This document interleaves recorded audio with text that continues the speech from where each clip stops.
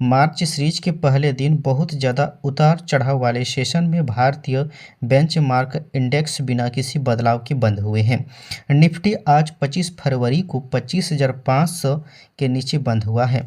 कारोबारी सत्र के अंत में सेंसेक्स 50.15 अंक या 0.06% बढ़कर 82,276.07 पर और निफ्टी 57.85 अंक या 0.23% बढ़कर 25,482.50 पर बंद हुआ।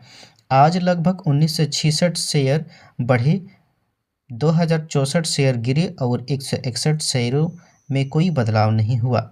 एसबीआई, आईटीसी, भारतीय एयरटेल, अडानी पोर्ट्स और रिलायंस इंडस्ट्रीज निफ्टी के टॉप लूजर्स में रहे, जबकि Tata steel, HCL technology, Bajaj auto, Shriram finance और अडानी एंटरप्राइजेज निफ्टी के टॉप गेनरों में रहे। बॉर्डर इंडेक्स की बात करें तो निफ्टी मिड कैप इंडेक्स में 0.5% और स्मॉल कैप इंडेक्स में 1% की बढ़त देखने को मिली। सेक्टोरल इंडेक्सों पर नज़र डालें तो auto, health care, IT, metal और फार्मा 1 से लेकर 2% ऊपर बंद हुए हैं, जबकि टेलीकॉम इंडेक्स 1% नीचे बंद हुआ है। एफएमसीजी और पीएसयू बैंक में 0.4% की गिरावट देखने को मिली है। जियोजीत इन्वेस्टमेंट के रिसर्च हेड विनोद नायर का कहना है कि अच्छे ग्लोबल संकेतों और एआई से जुड़ी अनिश्चितता कम होने से यूएस टेक स्टॉक्स में तेजी आई है।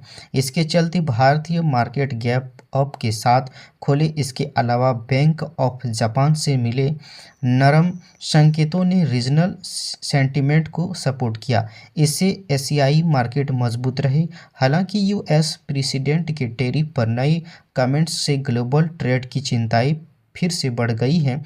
ऐसे में रुपये में गिरावट के साथ दिन की बढ़त सीमित हो गई है। अब आगे बाजार की दिशा तय करने में यूएस ईरान जैसे जियोपॉलिटिकल टेंशन के साथ ही एआई और टैरिफ से जुड़े खबरों की अहम भूमिका हो सकती है।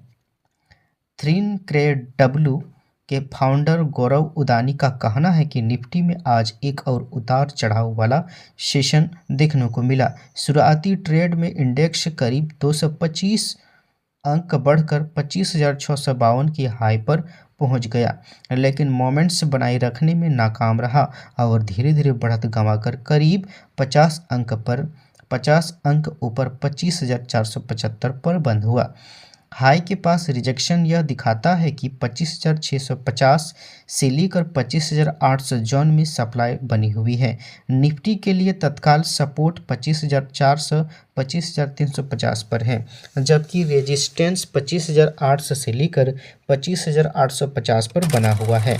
टेक्निकली निफ्टी एक साइडवेज रेंज में बना हुआ है, जिसमें न तो बुल्स और न ही बेयर्स साफ कंट्रोल बना पा रहे हैं।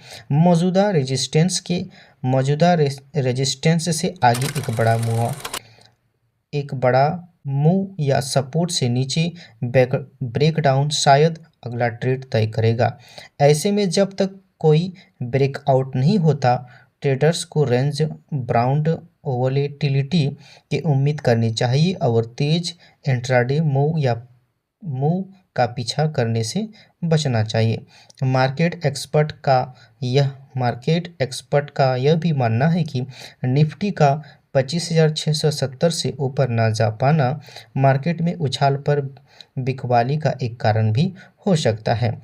जियोजीत इन्वेस्टमेंट्स लिमिटेड के चीफ मार्केट स्ट्रेटेजिस्ट आनंद जेम्स का कहना है कि निफ्टी को मजबूती पक्की करने के लिए 25,670 से ऊपर लगातार ट्रेड करना होगा।